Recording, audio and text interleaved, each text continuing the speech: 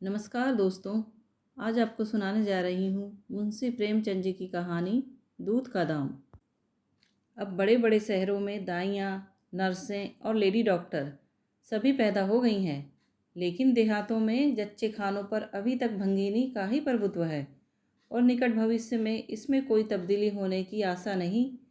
बाबू महेशनाथ अपने गांव के जमींदार थे, शिक्षित थे और जच्चे खानों में सुधार की आवश्यकता को मानते थे, लेकिन इसमें जो बाधाएं थी उन पर कैसे विजय पाते। कोई नर्स देहात में जाने पर राजी न हुई और बहुत कहने सुनने से राजी हुई भी तो इतनी लंबी चौड़ी फीस मांगी कि बाबू साहब को सिर झुकाकर चले आने के सिवा और कुछ न सूझा। लेडी डॉक्टर के पास जाने की उन्हें हिम्मत ना पड़ी। उसकी फीस पूरी करने के लिए तो शायद बाबू साहब को अपनी आधी जायदाद बेचनी पड़ती। इसीलिए जब 3 कन्याओं के बाद वह चौथा लड़का पैदा हुआ तो फिर वही गूदड़ था और वही गूदड़ की बहू।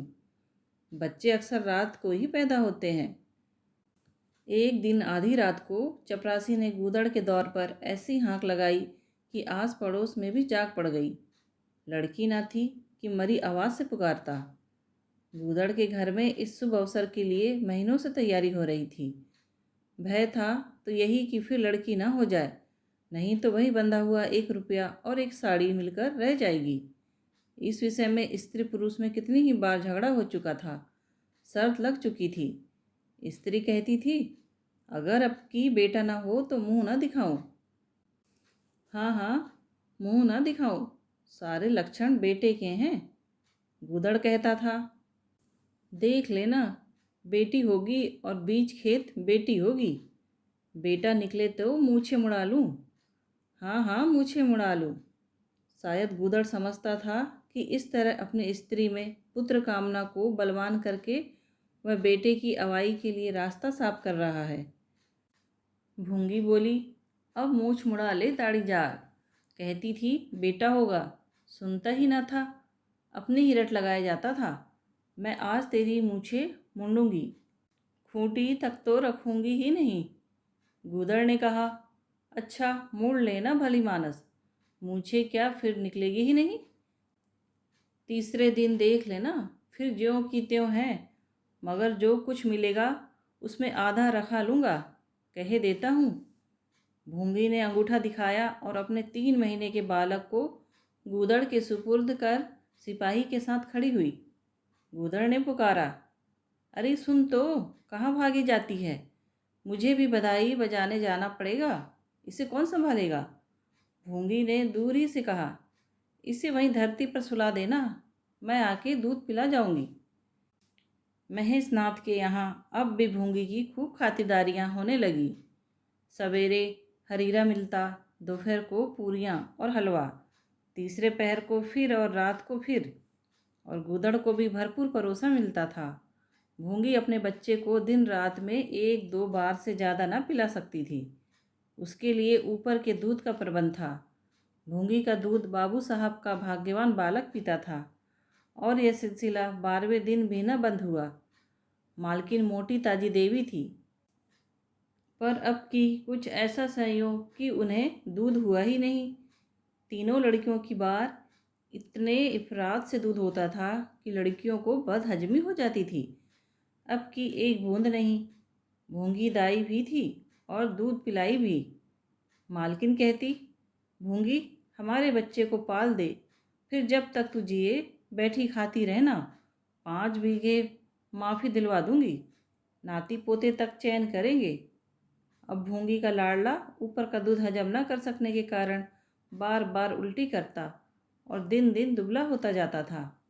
भूंगी कहती, बहू जी मुंडन में चूड़े लूँगी, कह देती हूँ। बहू जी उत्तर देती, हाँ हाँ चूड़े लेना भाई, धमकाती क्यों हो?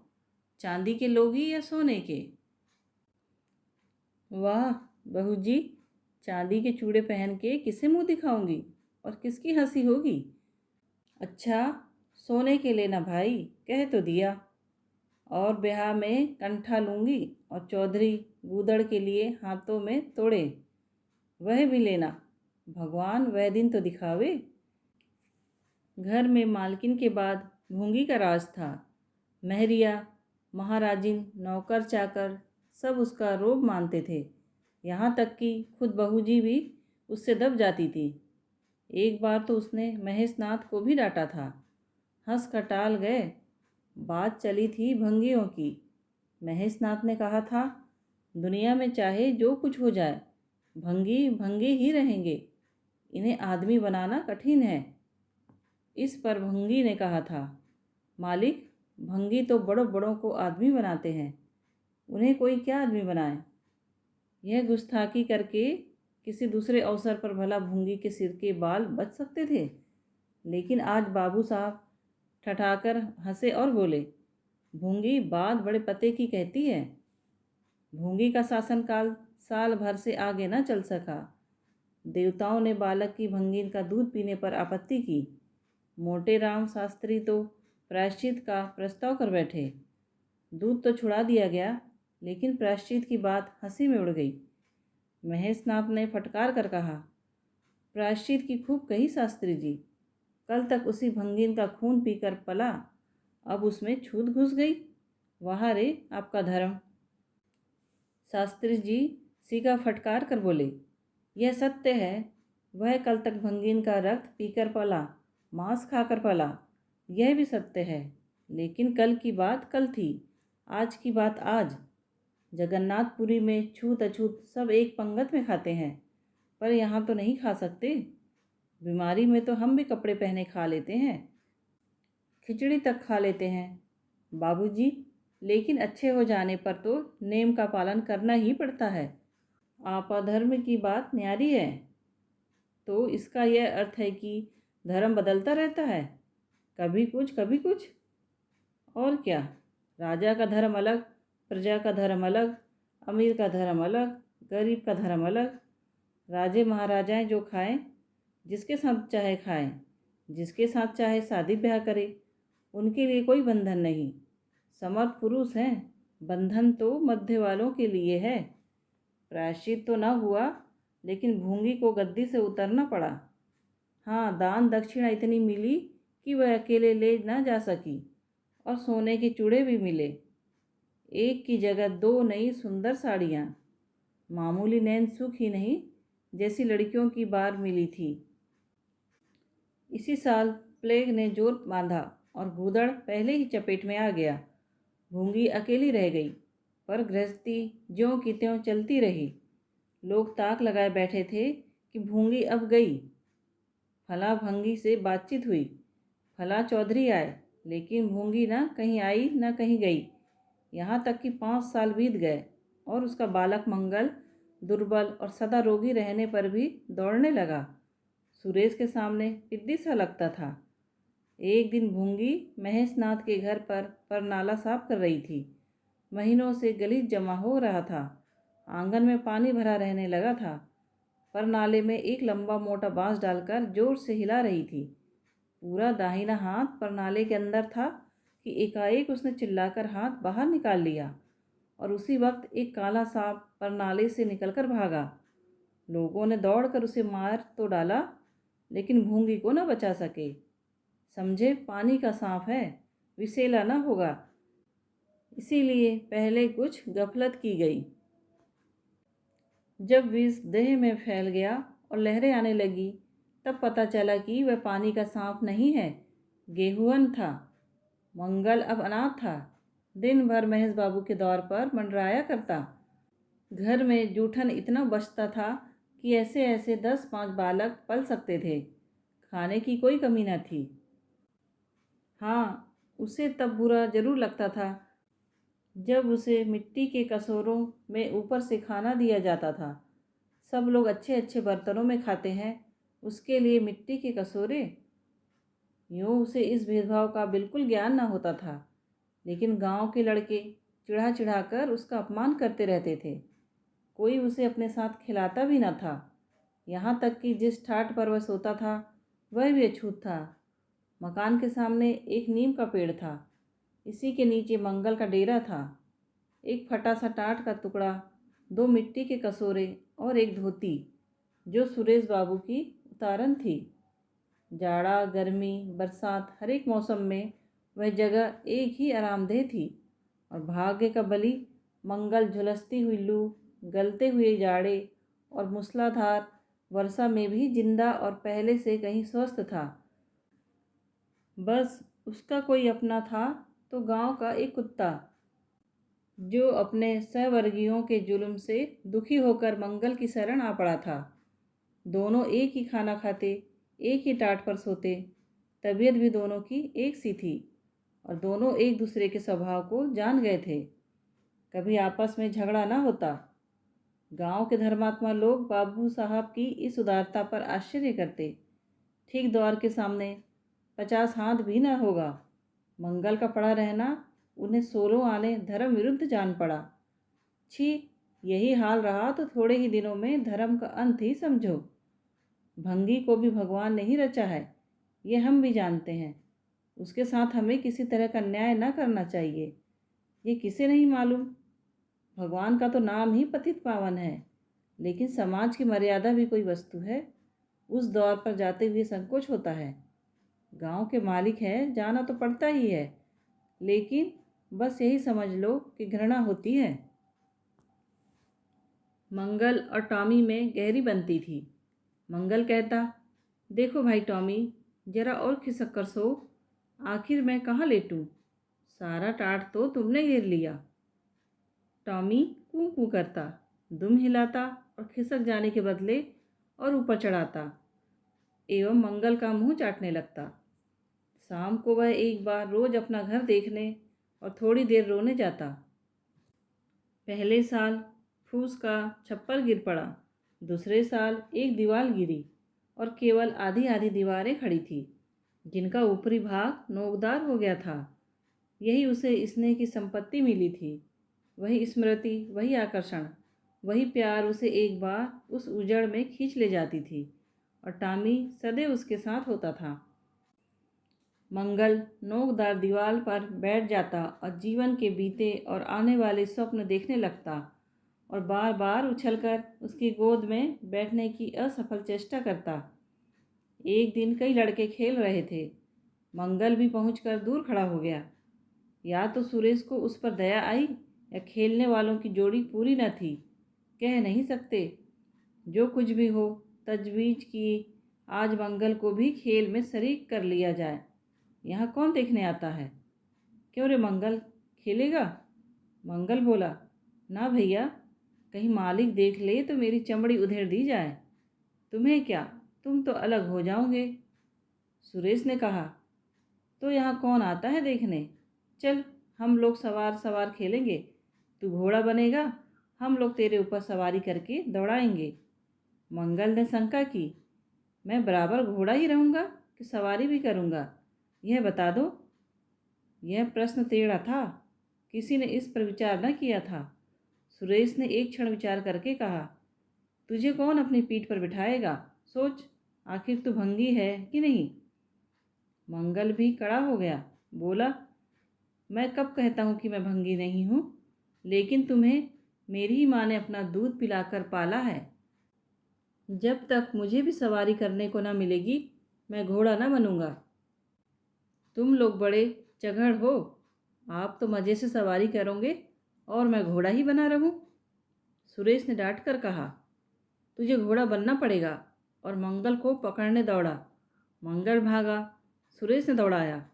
मंगल ने कदम और तेज किया। सुरेश ने भी जोर लगाया, मगर वह बहुत खा खाकर थुल हो गया था और दौड़ने में उसकी सांस फूलने लगती थी। आखिर उसने रुककर कहा, आकर घोड़ा बनो मंगल, नहीं तो कभी पास जाऊंगा तो बुरी तरह पीटूंगा। तुम्हें भी घोड़ा बनना पड़ेगा। अच्छा, हम भी बन जाएंगे। तुम पीछे से निकल जाओगे। पहले तुम घोड़ा बन जाओ, मैं सवारी कर लूँ, फिर मैं बनूंगा। सुरेश ने सचमुच चकमा देना चाहा था।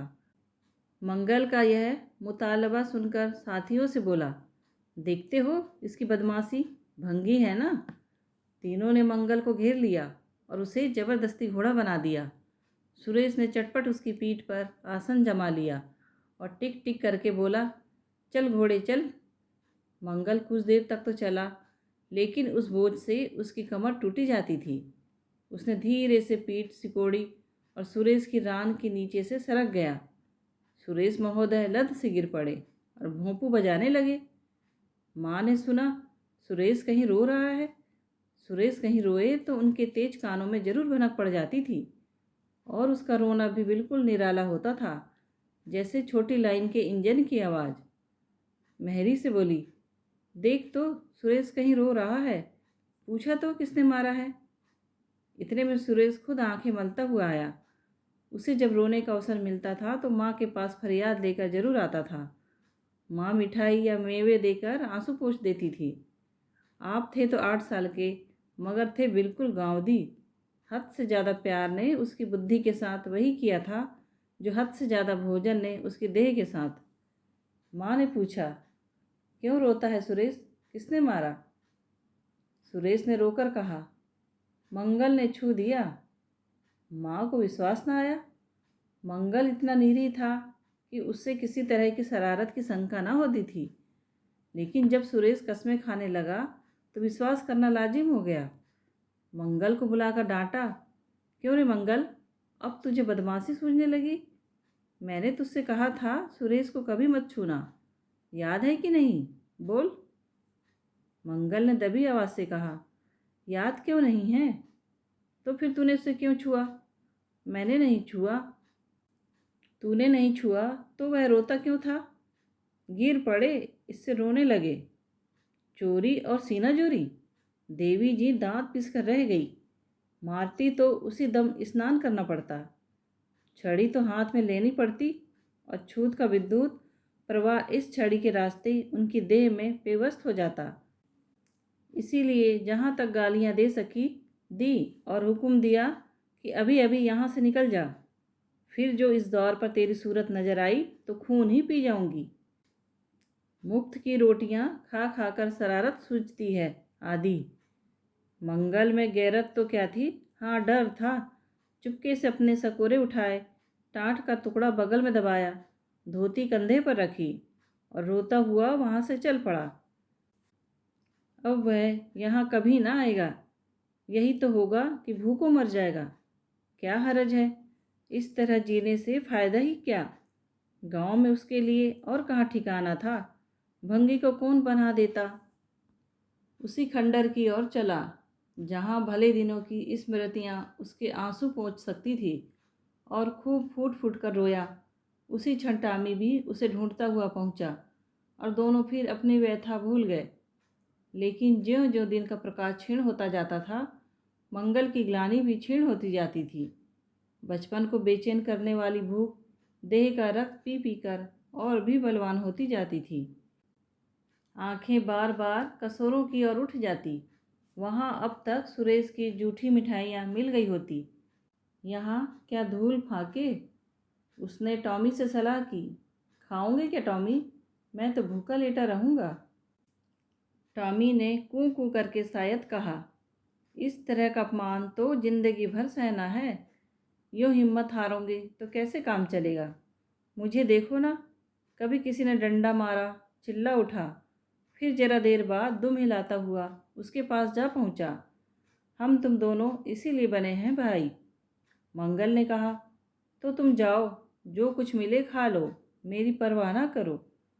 टॉमी ने अपनी सौन भाषा में कहा, अकेला नहीं जाता, तुम्हें साथ लेकर चलूँगा। मैं नहीं जाता तो मैं भी नहीं जाता। भूखों मर जाओगे तो तुम क्या जीते रहोगे? मेरा कौन बैठा है जो रोएगा? यहाँ भी वही हाल है भाई। कंवार में जिस कुतिया से प्रेम किया था उसने बेवफाई की और अब कल्लू के साथ है। खैरियत यही हुई कि अपने बच्चे लेती गई, नहीं तो मेरी जान गाड़े में पड़ जाती। 5-5 बच्चों को कौन पालता? एक क्षण के बाद भूख ने एक दूसरी युक्ति सोच निकाली। मालकिन हमें खोज रही होगी क्या टॉमी? और क्या, बाबूजी और सुरेश खा चुके होंगे। कहार ने उसकी थाली से जूठन निकाल लिया होगा और हमें पुकार रहा होगा। बाबूजी और सुरेश दोनों की थालियों में घी खूब रहता है, और वह मीठी मीठी चीज़, हाँ मलाई, सब का सब घूरे पर डाल दिया जाएगा। देखें, हमें खोजने कोई आता है। खोजने कौन आएगा? क्या कोई पुरोहित हो? एक बार मंगल मंगल होगा और बस थाली पर नाले में उड़ेल दी जाएगी। अच्छा तो चलो चलें, मगर मैं छिपा रहूँगा। अगर किसी ने मेरा नाम लेकर न पुकारा तो मैं लौट आऊँगा, यह समझ लो। दोनों वहाँ से निकले और आकर महेशनाथ के द्वार पर अंधेरे में दुबक कर खड़े हो गए। मगर टॉमी को सब्र कहाँ। वह धीरे से अंदर घुस गया। देखा कि महेशनाथ और सुरेश थाली पर बैठ गए हैं। डर रहा था कोई डंडा ना मार दे। नौकर में बातचीत हो रही थी। एक ने कहा, आज मंगलवार नहीं दिखाई देता, मालकिन ने डांटा था, इससे भागा है शायद। दूसरे ने जवाब दिया, अच्छा हुआ निकाल दिया गया, सवेरे सवेरे भंगी का मुंह देखना पड़ता था। मंगल और अंधेरे में खिसक गया। आशा गहरे जल में डूब गई। महेशनाथ थाली से उठ गए। नौकर हाथ धुला रहा है। अब हुक्का पिएंगे और सोएंगे। सुरेश अपनी माँ के पास बैठा कोई कहानी सुनता सुनता सो जाएगा। गरीब मंगल की किसे चिंता है। इतनी देर हो गई, किसी ने भूल से भी न पुकारा। कुछ देर तक वह निराश सा वहाँ खड़ा रहा। फिर एक लंबी सांस खींचकर जाना ही चाहता था कि कहार पत्तल में थाली का जूठन ले जाता नजर आया। मंगल अंधेरे से निकलकर प्रकाश में आ गया। अब मन को कैसे रोके। कहार ने कहा, अरे तू यहाँ था, हमने समझा कि कहीं चला गया। ले खा ले, मैं फेंकने ले जा रहा था। मंगल ने दीनता से कहा, मैं तो बड़ी देर से यहाँ खड़ा था, तो बोला क्यों नहीं। मारे डर के। अच्छा ले खा ले। उसने पत्तल को ऊपर उठाकर मंगल के फैले हुए हाथों में डाल दिया। मंगल ने उसकी ओर ऐसी आंखों से देखा जिसमें दीन कृतज्ञता भरी हुई थी।